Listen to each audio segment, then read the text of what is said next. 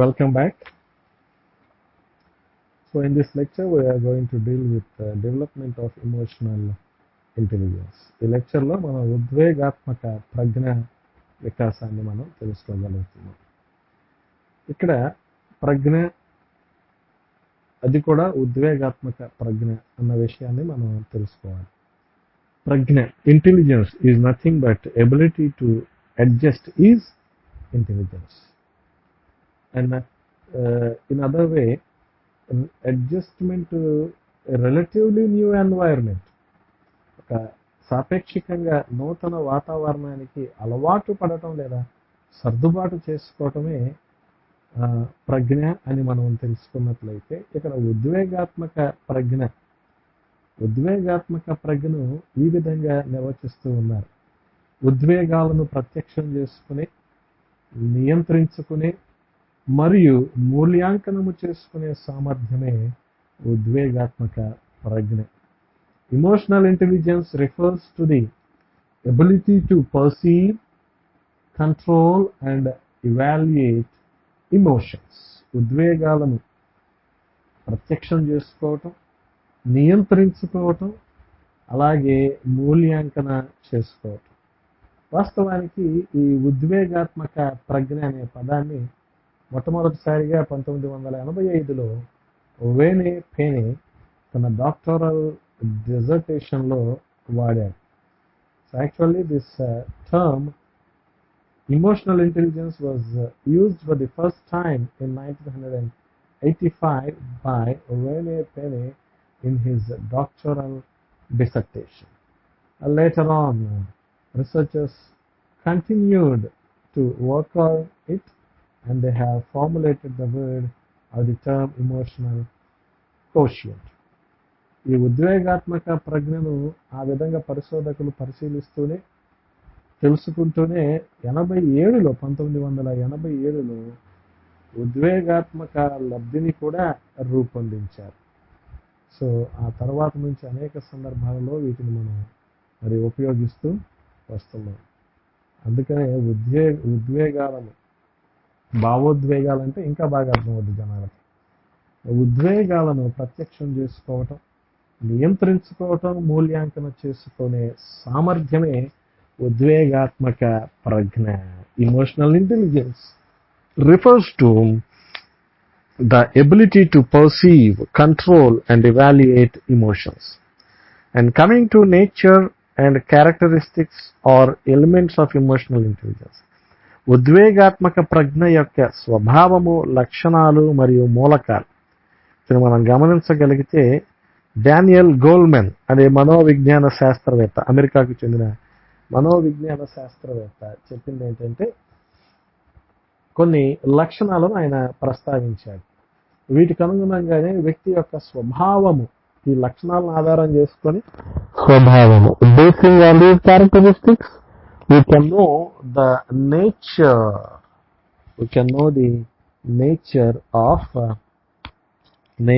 of emotional intelligence. So according to American psychologist Daniel Goleman, we have certain characteristics of emotions. By these we can observe the nature of emotional intelligence. ఇందులో మొట్టమొదటిది ఏంటంటే స్వీయ అవగాహన, స్వీయ ఎరుక. నీ గురించి నువ్వు తెలుసుకోవటం అంటే మన గురించిన అవగాహన మనం కలిగి ఉండటం. అంటే నేను ఎంత ఎదవనో నాకే తెలియదు అంటే నా గురించి నాకు అవగాహన లేదని అర్థం. అందుకని సెల్ఫ్ అవేర్నెస్ అంటే స్వీయ అవగాహన. మన అభిరుచులేంటి, మన బలాలేంటి, మన బలహీనతలేంటి, ఇవన్నీ మనం తెలుసుకోవటం. What are our strengths? What are our weakness? What are our interests? So knowing about, creating awareness about all these things is self-awareness. అలాగే ఒక మాటలో చెప్పాలంటే, ఎవరైతే స్వీయ అవగాహన కలిగి ఉంటారో వీళ్ళందరూ కూడా మరి కాస్త ప్రతిభావంతులుగా మనం చూస్తూ ఉంటాం. ఎవరికైతే స్వీయ అవగాహన ఉంటుందో వీళ్ళందరూ కూడా కాస్త మేధావులు. One who has this self-awareness tend to be high achievers. అలాగే స్వీయ నియంత్రణ కూడా అవసరం. సెల్ఫ్ రెగ్యులేషన్, స్వీయ నియంత్రణ, సెల్ఫ్ కంట్రోల్ అనుకుందాం. అంటే కొన్ని విషయాల్లో కంట్రోల్, రెగ్యులేషన్, నియంత్రణ, ఇది కూడా అవసరం. ఆలోచనల విషయంలో, మార్పు విషయంలో, అలాగే ప్రవర్తన మార్పు అంటే ప్రవర్తనలో మార్పులు వచ్చే విషయంలో, వీటన్నిటిలో కూడా నియంత్రణ అనేది అవసరం. ప్రతి పరిస్థితికి స్పందించాలని లేదు, కానీ సందర్భానుసారంగా అవసరమైన సందర్భాలలోనే స్పందించడం కూడా ఒక రకమైన స్వీయ నియంత్రణ అని మనం చెప్పుకోవచ్చు. And the next characteristic is motivation, ప్రేరణ. ఎక్కువగా ఉద్వేగాత్మక ప్రజ్ఞ కలిగిన వారు అధిక ప్రేరణను కలిగి ఉంటారు. Those who have high emotional intelligence will have high level of motivation. వారిలో ప్రేరణ కూడా అధికంగా ఉంటుంది. And next they possess empathy. వాళ్ళు తదాత్మీకరణ కూడా పొందుకొని ఉంటారు. తదానుభూతి అనేది కూడా వాళ్ళు కలిగి ఉంటారు. చుట్టూ ఉన్న వారి కోరికలు, అవసరాలు మరి ఆలోచనలు గుర్తించి వాటిని అర్థం చేసుకునే సామర్థ్యం. Ability to understand others, that is nothing but stepping in to others shoes. Stepping in to others shoes. వాళ్ళ స్థానంలో ఉండి మనం ఆలోచించగలగటమే ఈ తదానుభూతి, అంటే empathy. So next one is social skills. Next characteristic is social skills. సాంఘిక నైపుణ్యాలను కూడా కలిగి ఉంటారు. చక్కని సాంఘిక నైపుణ్యాలు.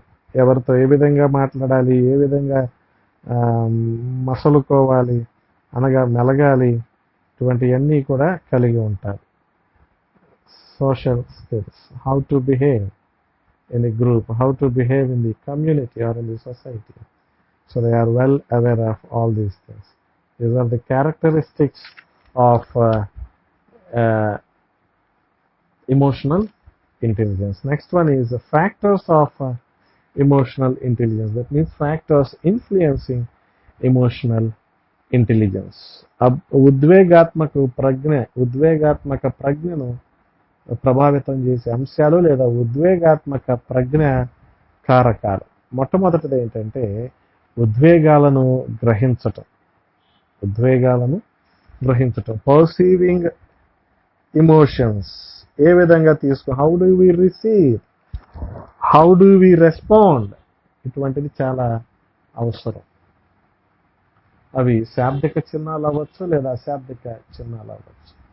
మనకి ఇవి వర్బల్ ఆర్ నాన్ వర్బల్, వీటిని మనం తెలుసుకోవటం. అలాగే రీజనింగ్ విత్ ఇమోషన్స్, ఉద్వేగాల హేతుబద్ధతను చూడటం. రీజనింగ్ విత్ ఇమోషన్స్, ఉద్వేగాల హేతుబద్ధతను చూడటం. హేతుబద్ధత, how far they are approachable, how far they are practical, ఎంత ఆచరణ సాధ్యంగా ఉన్నాయి, ఎంత ఇదిగా అవి ఉంటుంది అనేది కూడా మనం గ్రహించి తెలుసుకోవటం. అలాగే అండర్స్టాండింగ్ ఇమోషన్స్, ఉద్వేగాలను అర్థం చేసుకోవటం, ఒక అవగాహన పొందటం. ఈ లక్షణం కారణంగా కూడా ఉద్వేగాత్మక ప్రజ్ఞ అనేది ప్రభావితం అవుతూ ఉంటుంది. కోపంగా ఉన్నారు అంటే దానికి గల కారణాలను మనం అన్వేషించాలి. Reasons for their anger, what might be the reason. So by that we can understand their emotional intelligence and these will influence emotional intelligence. Next one is managing emotions, ఉద్వేగాలను నిర్వహించుకోవటం. Managing emotions, that is nothing but controlling. స్వీయ నియంత్రణ, ఇందాక మనం చెప్పుకున్న లాగానే controlling, ఉద్వేగాలను అదుపు చేసుకోవటం.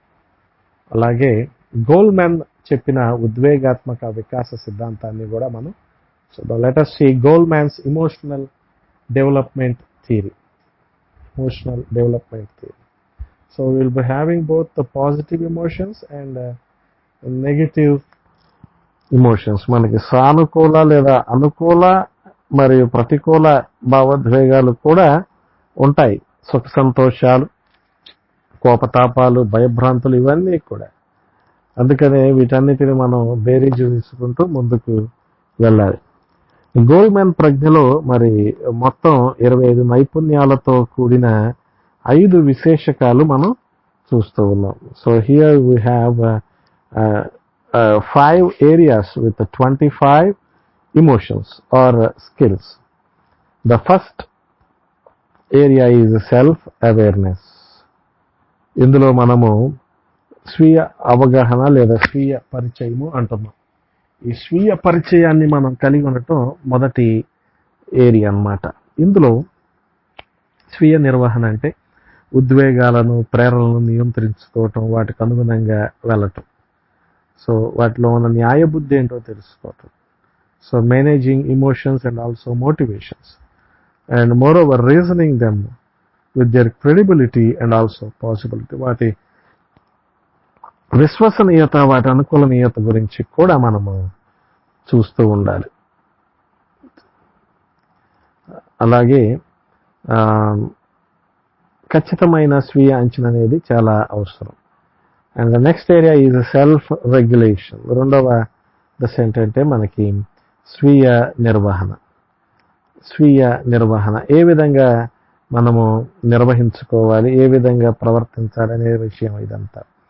అలాగే ఆ తర్వాత స్వీయ ప్రేరణ, సెల్ఫ్ మోటివేషన్. మనిషిలోని ఉత్సుకత, యాంగ్జైటీ, కుతూహలం, క్యూరియాసిటీ, వీటికి అనుగుణంగా ఎంత ప్రేరణ స్థాయిని కలిగి ఉన్నాడనేది కూడా మనం తెలుసుకోవాలి.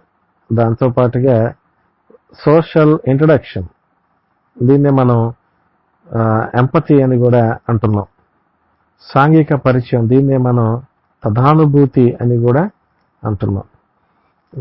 ఏ విధంగా ఇతరులతో సత్సంబంధాలు పెంపొందించుకోవాలి, ఇటువంటి విషయాల్లో కూడా మనం తెలుసుకోవాలి. అదేవిధంగా మరి సంబంధాల నిర్వహణ కూడా మనం తెలుసుకోవాలి. Management of relationships, social skills అంటారు వీటిని. మేనేజ్మెంట్ ఆఫ్ రిలేషన్షిప్స్, వీటిని సామాజిక నైపుణ్యాలని కూడా అంటారు. గోల్మెన్ ఈ 5 ఏరియాల్లో 25 నైపుణ్యాల గురించి మనకు వివరించాడు. అలాగే ఈ ఉద్వేగాత్మక ప్రజ్ఞను పెంపొందించడానికి కొన్ని వ్యూహాలు మనం చూస్తూ ఉన్నాం. Strategies for improving or developing emotional intelligence. The first one is observe how you react to people. మరి ప్రజలకు మనం ఎలా ప్రతిస్పందిస్తామో మనల్ని మనం పరిశీలించుకోవటం. ఏ సందర్భంలో మన స్పందన ఎలా ఉంటుంది, దానికి కారణాలు ఏంటి, ఇవన్నీ అన్వేషించుకోవటం. Look at your work environment, పని వాతావరణంలో కూడా మనల్ని మనం పరిశీలించుకోవటం అన్నమాట. అలాగే డూ ఏ సెల్ఫ్ ఎవాల్యుయేషన్, స్వీయ మూల్యాంకనం చేసుకోవటం. నా భావోద్వేగాలు ఇవి, ఈ భావోద్వేగాలకు కారణాలు ఇవి, అందుకని అభిరుచులు ఈ విధంగా ఉన్నాయి, ప్రవర్తన మూలకాలు ఈ రకంగా ఉన్నాయి అని మనల్ని మనం అంచనా వేసుకోవటం. అలాగే ఒత్తిడి ఉన్న పరిస్థితుల్లో ఎలా ప్రతిస్పందిస్తామో మనల్ని మనం పరీక్షించుకోవటం. Examining how to react to stressful situations. ఒత్తిడి ఉన్నప్పుడు మనం ఏం చేస్తున్నాం, ఏం చేయబోతున్నాం, ఏ విధంగా ప్రవర్తిస్తున్నాం అనేది కూడా మనం తెలుసుకోవాలి. అలాగే మరి మన చర్యలకు మనమే బాధ్యత వహించడం. Taking responsibility for hour actions. మన చర్యలు కోపగించుకుంటే ఏ విధంగా దానికి మనం బాధ్యులం అవుతాం, ఏ విధంగా ఆ సత్సంబంధాలని సమాజంతో కోల్పోతాం, ఇటువంటి విషయాలన్నీ తెలుసుకుంటూ ఒక అవగాహనలోనికి వెళ్ళటం అన్నమాట. అలాగే మరి మన చర్యలు ఇతరుల మీద ఎలాంటి ప్రభావాన్ని చూపెడుతున్నాయో కూడా మనం తెలుసుకోవాలి. So we need to examine how your actions will effect others. So మన చర్యలు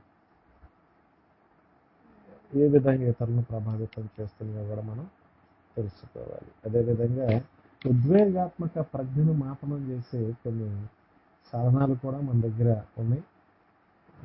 We have certain tools for measurement of emotional intelligence. That is Seligman attributional style questionnaire, SASA. Next one is emotional competencies inventory, ECI. వీటి ద్వారా ఇటువంటి ప్రశ్నావళుల ద్వారా మనం ఉద్వేగాత్మక ప్రజ్ఞను మాపనం చేయొచ్చు. ఇంతటితో ఈ పాఠము సరి.